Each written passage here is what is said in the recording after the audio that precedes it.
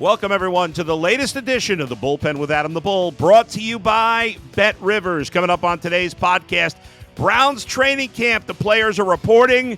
It's all about to get started. Zac Jackson's been covering the Browns for over 2 decades. Last few years, a number of years now, for The Athletic. And Zac will join me next, right here in the Bullpen with Adam the Bull, brought to you by BetRivers. You're watching Adam the Bull on the BetRivers Network. Welcome back to the Bullpen with Adam the Bull, brought to you by BetRivers. If you're not using the BetRivers app by now, what are you doing? You can do anything on there, whether it's baseball, football, right around the corner. Before you know it, we'll all be betting on preseason games, tennis, soccer, whatever you're interested in, they've got you covered. Joining me now, where he does great work for The Athletic, he's been covering the Browns forever. Zac Jackson is with me. Zac, thanks for taking the time. How are you? Forever and ever, capital F. Yes, I'm good. Do you count the years? I do, but only because, Bull, I was an intern in 2000, so it makes it easy to count them that way. Yeah. I really don't, and it's been broken up. Now, this is 25 years of the Browns football being back. And obviously without the last 4 years, it would be maybe the saddest story ever told. But it's been very different.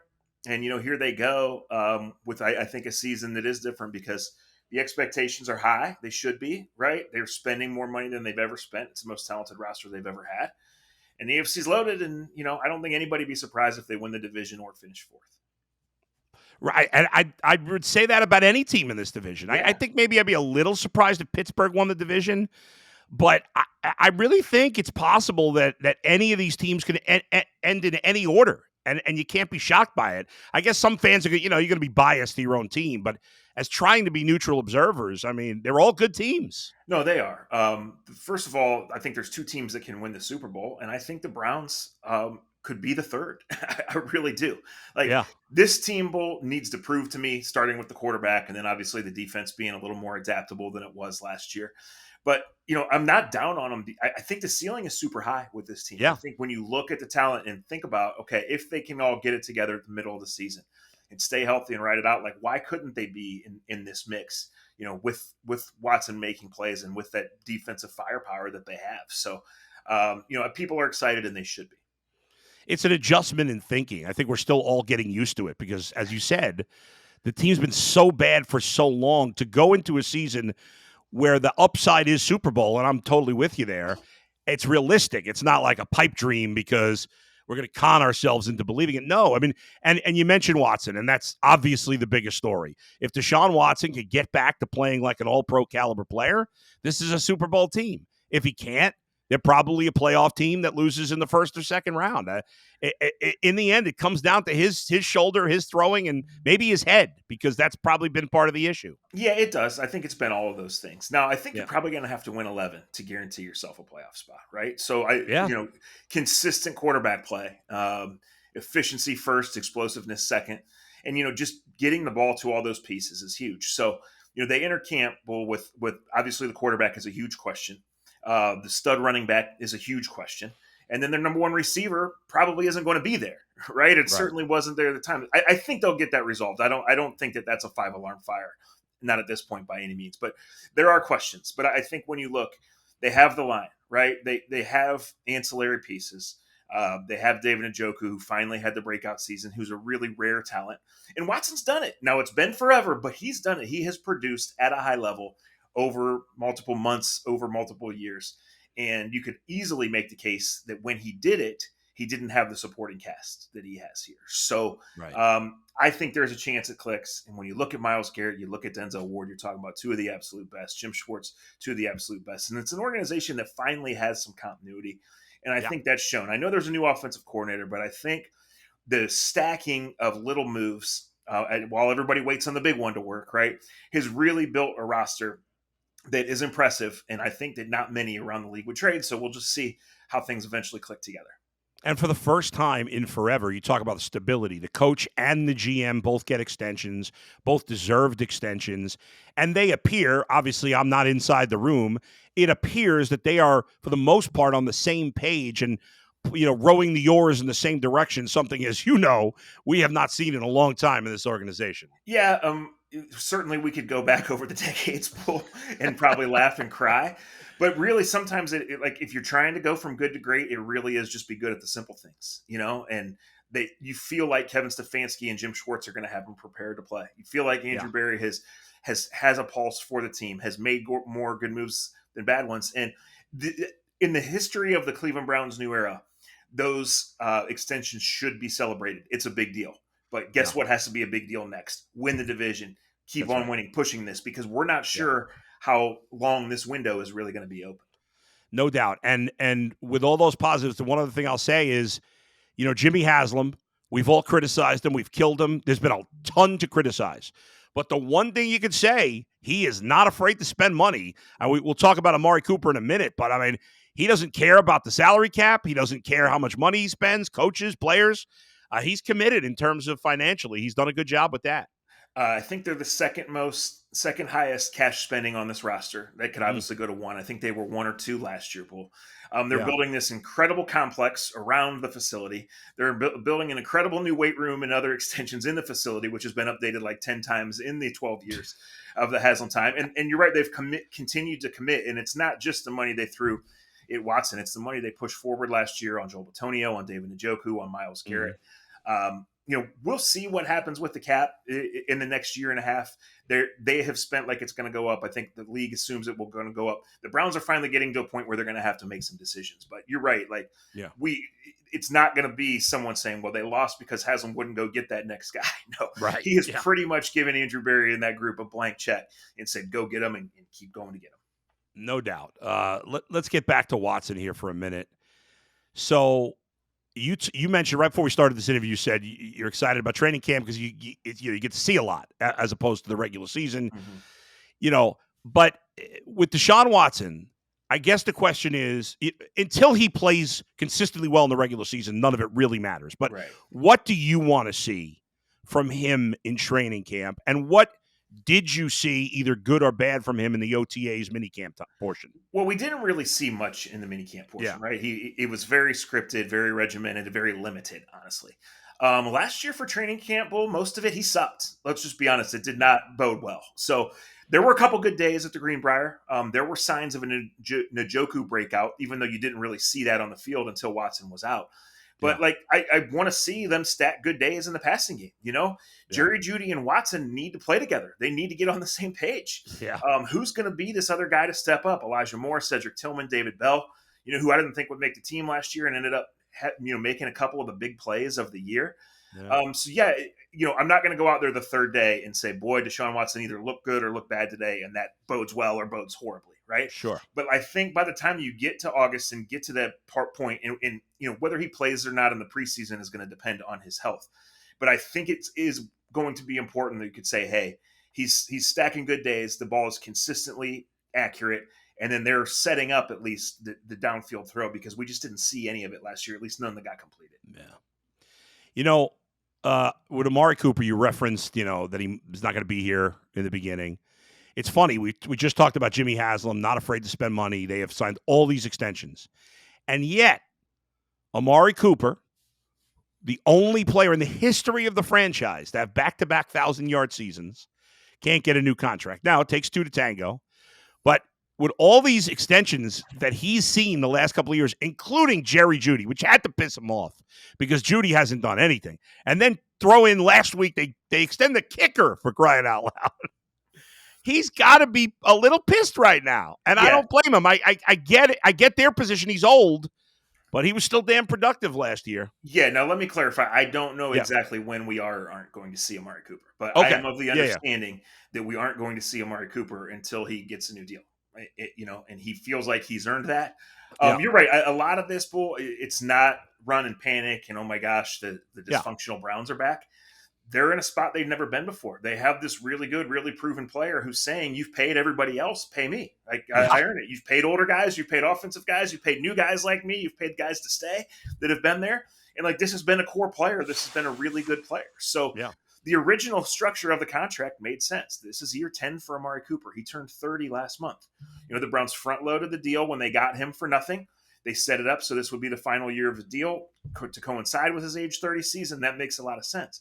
but they have failed in putting other receivers around him. And he is just saying, you need me. I know this, so pay me, right? And I think it's the Mike Evans, who is a year older than Amari, I believe. He got 35 guaranteed. Bull. I think that would get it done. And then what that causes for the Browns a year from now, who has to be deleted or depart, you never really know.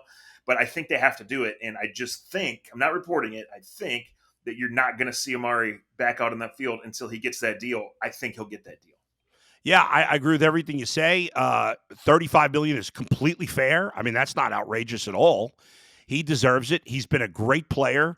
I'm sure he'll be a great mentor to Jerry Jeudy, if he can be here. And like you said, they thought that's the one position where they've kind of done the worst job developing players, right? I mean, they thought they'd have some answers by now. They're hoping Jerry Jeudy is, but everybody else is, let's face it, with their skill positions, period, right now, Amari Cooper is above and beyond the best player they have right now, this moment in time. No, you can't say that, Bull. You can look at what they've done to the offensive line and added it at different levels, and they've built a really strong group. They really screwed up with the defensive line in 22. They fixed it. Now they're too deep there, right? They got NFL players that aren't going to make the team. Yep. But a wide receiver probably is where they've done the worst job, and there's been different factors go into that. But they've taken shots in the draft and they've missed. And that leads to giving up a second-round pick for Elijah Moore. Yikes. Exactly. Right? And so Amari is just saying, hey, you guys need me, and so pay me. Yeah. And I think that will be the resolution. Like I said, I don't know if it's coming before tomorrow's report date. I don't know if it's coming by the second. They don't have a real practice at Greenbrier until next Monday. You have that mandatory ramp-up period for the first 3 or 4 days of practice. Yeah. I think it will come in that window. But I just don't think that Amari's going to lose this battle, and I don't think that he should. I understand why he's doing what he's doing. You mentioned David Njoku's breakout season. You also referenced the fact that it didn't really happen until Deshaun Watson got hurt. I mean, he got off to a kind of a typical David Njoku start last year, and then he really played well with Joe Flacco. Coincidence or something to it? Well, I think a little bit of both, Bull. I think there was just some opportunities that weren't cashed. I think with Njoku, the talent's never been the question. It's been consistency. So what changed? I definitely think personal maturity. I think a meeting of the minds, Stefanski and Njoku. I think they changed some of the routes and the ways they get him the ball. And I think, he did have a big second half in it, part of that 14 for 14 Watson showing when they had the most impressive win of the year, right? Winning at Baltimore. And I think a lot of the things they did there was get him the ball and let him create. So how they envision it is, hey, David Njoku's big and fast, and he can get 20 yards down the field. But the Browns want to feed him the ball at 3 and 6 yards down the field, let him create, and see how that can open up things, not only for him, but for the other guys. Part of the reason they went and got Jerry Jeudy, well, they're not asking Jerry Jeudy to be a number one receiver and live up to his first-round billing the way that Denver was for these years, right? Mm-hmm. They're saying to Jerry Jeudy, Amari's going to draw the defense, and David Njoku's going to draw the defense, and our running back's going to draw the defense. We're going to put you in advantageous positions, and we want you to use your speed and attack these defenses in a way that we just didn't have the manpower to do before. So, in an ideal world, Amari Cooper leads the Browns in receptions and targets again. David Njoku probably leads them in receiving touchdowns and gives the defenses fits. And Jerry Jeudy, some weeks catches 4 passes and some weeks catches 8, most of them quick, but they think they're going to get him in favorable matchups all day long and let him create. Yeah, and in that spot, he could be pretty effective. I don't think there's any doubt about it. Let's talk about the running game. We don't know about Nick Chubb. We know he's the freakiest, great, one of the greatest athletes we've seen. We know nobody's going to outwork him, but we don't know. And what's your best guess as to when he's ready, if that's even possible? And what's the game plan when he's playing, at least in the beginning, and when he's not? Yeah, without knowing exact dates, Bull, I think that the envision internally is always, let's have Nick Chubb at his best, whatever that's going to be, 80%, 100%. If it's less, it's less, for the back half of the year. So does he go on PUP and miss the first 4 games? We'll see. But I don't think you're going to see, even if Nick Chubb plays in week 1 or week 3 or week 6, I don't think you're going to see 20 carries. I think you're going to see 10, 12 carries. So, Jerome Ford is going to be a part of this offense, and he's going to line up all over the place, and he might be the starting running back for at least the first 4 games. Nyheim Hines is going to play on kick return. He's going to play in the backfield, and then we'll see. Does Deontay Foreman stick for a while because they need him if Chubb's not there? Maybe. I think Pierre Strong is one of their best special teams players, and he makes the team. So what the Browns, I think, are looking at is November and beyond, Nick Chubb in that closer's role. being back, being confident, and being what he is, which is a chain mover, just a guy who just explodes through those holes. It's not going to happen instantly. There is an internal belief that it's going to happen. So it's kind of a technicality, this training camp PUP. It's called active PUP. Right. It just means that he's not practicing the first day. He could be activated at any time. Next week, August 10th, whenever. Yeah. If he comes off PUP at all, then he has to be on the 53-man roster on August 27th. If he stays on PUP, then he misses at least the first 4 games, doesn't take up a roster spot, then gets a 3-week practice window and can come in. And that makes sense because it's not like you're playing Nick Chubb in the preseason anyway. Right? Nope. It's not like the last day at Greenbrier, like, hey, we got the pads on today. We'd like to see Nick Chubb. No, right? That's August 1st, right? That's thinking down the road. And I think that they've done that. I think as an organization, they've done a better job than that. I think the talent level on the team allows them to do that. I think they think Jerome Ford is a playmaker, and I agree. They don't want him having 20 carries, but I think that they envision a timeshare, a work share, and they still hold out hope that the best 2024 version of Nick Chubb is eventually going to still be pretty darn good. I wouldn't bet against it. Who's the starting right tackle if they're both healthy? That's a hell of a question. Yeah. I think it's Jack Conklin. Dewan has a high ceiling, is a really good player. He's not there yet. But, man, if he ever gets there, it's going to be really high. We just don't know. This is Conklin's second major knee injury. And again, I expect him to be on PUP and be brought along slowly. So, if Dewan is healthy and ready to take that leap in August and he claims that job, then there's a chance that could happen. But I don't know that it's a great question. I don't know that there's a firm answer to it until we see them both out on the practice field for more than just kind of going through the motions. Because Dewan was in the offseason program, but he was brought along slowly and really wasn't full ramp up. And again, they think enough of him that they didn't need him to do that. They just need him to be healthy and continue to develop because they do think the ceiling is really, really high on that kid. Zach, for the teams that have a great quarterback like Patrick Mahomes, you expect to be great every year because you got Patrick Mahomes. As long as he's healthy, you're going to be great. When you're led by your defense, as the Browns were last year, there's always, like, for whatever reason, like the Browns didn't lose talent on defense. They're just as good, if not better. But you never know how it clicks from year to year because as opposed to one quarterback, it's 11 guys. Is there any fear, even with all the talent, of just the nature of the game, the defense going backwards? I think a little bit, but I think that they have established a style that they want to play. And obviously when it worked last year, it was really good. I mean, not even when beating up like Ryan Tannehill and that Arizona backup, those guys didn't have a chance. But there were times where this defensive line was just living in the backfield over and over and over again. And it wasn't even in games that they won. Like they did it to Seattle. They just didn't win the game in the fourth quarter, Right. And they just think with Myles Garrett and the way they've complemented him with these other rushers that they are going to continually put pressure on people and speed them up. They think Denzel Ward and Martin Emerson are continually going to make guys work for everything, and they're going to create on big plays. So they want to add more. They don't want to get beat by the simple misdirections, and they want that relentless pressure to win. But, I don't know. The way you frame that makes sense. But, like, if this team's really winning more than 8 games, then it's not being led by the defense. The defense is going to have a couple home run games, right? Yeah, the defense is going to have to deliver in big moments. But if this team's getting back to double-digit wins and back to the playoffs, then the offense is going to score a ton of points and turn it over to the defense and potentially / ideally Nick Chubb to close it out. Great point. No doubt about it. A year ago, roughly, DeQuell Jackson was on with us on the Ultimate Cleveland Sports Show. I'm sure you've heard this. And DeQuell, who's, as smart as it gets, maybe the Browns' best linebacker since they've returned. Great guy. We were talking about JOK, and he's like, I just don't know if this guy can play in the NFL, which was not crazy a year ago because 2 years ago he looked like he could. For the Browns. Yeah, exactly. Everybody gets him wrong. Yeah, he gets him wrong. And the guy had the year of years last year.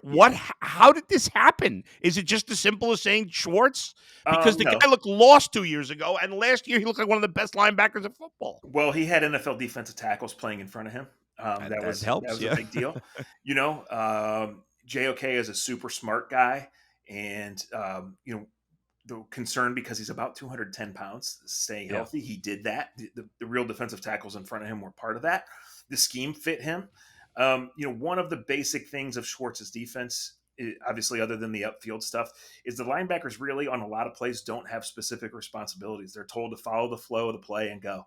And that's what JOK is. He's so instinctual. So I think the scheme, I think personal growth and maturity with the health, but I think that he's so instinctual, and that if you keep him clean, man, he's going to get back there and blow it up. And he had a bunch of those. So if JOK plays 17 games again, well, JOK is going to be back in the Pro Bowl. Yeah, no doubt. I mean, look, he was the only guy that showed up for the playoff game on that side of the ball. He was great. No, that is alarming. Let's be honest. As great as this defense was and looks to be on paper, like the one that counted, they no-showed, right? So that is a little alarming going forward.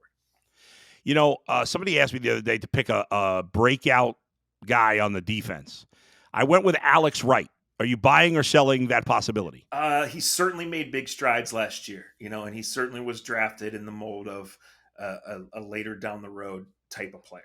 So I could see it, I think a further leap from Grant Delpit is legit, and maybe he's already arrived. JOK obviously did last year. I don't think Alex Wright is a bad pick. I think there's so many veterans on that defense, it's hard to pick one. That's true. Martin Emerson's been awesome. He was awful in Houston too. You didn't see that very often. Yeah. Greg Newsome, I don't think had a great year. He had some big plays. He did have a great year. He's got plenty to play for. They guaranteed his salary for 25, but he's not guaranteed to be on this team. And, that's true. How it goes with Amari and some other contracts, that one might have to be moved. So, what would his value be? And he's valuable to this team. He's the starting slot corner, which is a premium position on a defense that expects to win a lot of games. So, I think if it's Emerson and Newsome taking a big leap, I think that bodes well for this defense. It looked like for a while that Ken Dorsey's going to call the plays on offense, although they haven't said it. Why do you think they're being so tight-lipped about that? Well, because I think that they're just acknowledging that it doesn't matter until the games start. But I do think the working idea, if you will, I guess, is that Ken Dorsey's going to call the plays. That his background with Cam Newton, with Josh Allen, is the best way to maximize what they have here. So that includes Watson being available for training camp, obviously, and for the season. That includes the other guys being in camp and getting on the same page and going. So I do think that's the plan, Bull. I've thought that all along since he was hired way back on the day of the AFC Championship game. On the 2 days of minicamp where Watson participated, Dorsey's the one that had the walkie-talkie, so we'll see. Right.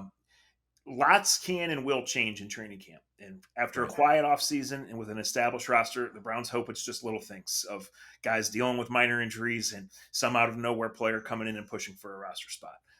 If they do have to make a hard left turn on something, I just think they don't want to have to walk it back. But I expect when you see this team play the Cowboys in the first weekend of September, I think Ken Dorsey will be calling the plays. If everybody's healthy, Jameis will obviously be the backup quarterback. What is the plan with Tyler Huntley and DTR, you think? Well, to compete and see where it goes. Jameis is only on a 1-year deal, Now, the thing about learning from last year's mistake is that if you have to go back to the bullpen, you're probably screwed anyway, at least for more than a couple of games, right? Yeah. But, in knowing that they weren't going to bring Flacco back, they researched every quarterback who was about to hit free agency who fit the backup mold. So they did the work on Tyler Huntley.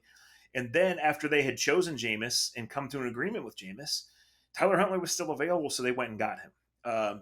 Is he going to be the designated quarterback sneaker? Is he not going to make the team? Is he going to get flipped for a 7th-round pick or for a backup safety or something? I don't know. But it's certainly interesting. And like I said, Bull, I hesitate to say it matters in the big picture because if DTR is playing for this team, they're not going to win, right? Yeah. But, it's interesting that they have 4 guys who have played. And as we look at a preseason where at most the starting quarterback is only going to play in 1 preseason game for like a quarter and a half, then these guys are really fighting for their NFL lives out there.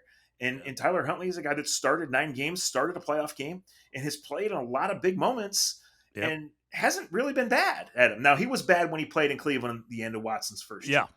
And obviously there are reasons that every personnel department looked and passed on him at a minimum price. Sure. But to have that guy either as your 3rd or 4th quarterback is a pretty good idea. And you just see, where it leads you from there.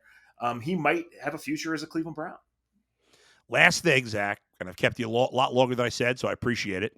If you're starting a team, put you under the microscope here. You're starting a team right now.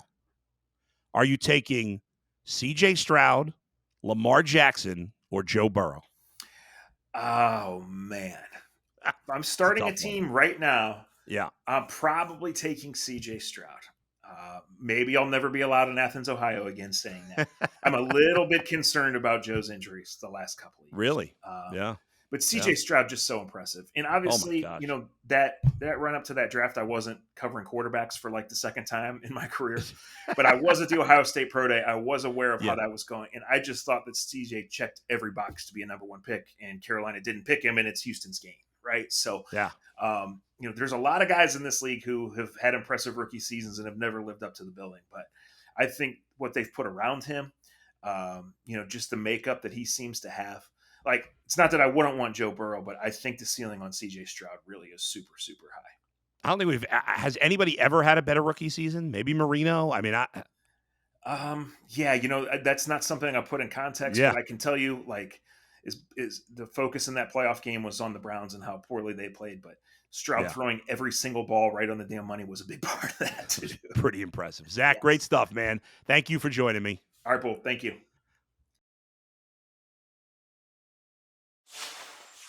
Great talking with Zac Jackson from The Athletic. Excellent insight. He believes that Amari Cooper will not come back to the Browns until he has a new contract, which means it's possible he can hold out into the season. I think the Browns will get it done before then, but it's definitely something to monitor. Thanks for watching. Thanks for listening. Please hit the subscribe button. Please hit the like, the thumbs up. We appreciate it as always. Thanks to Zac Jackson for joining me and Monzo for producing. We'll talk to you next time. Where else but right here in the bullpen with Adam the Bull, brought to you by BetRivers. See you, everybody.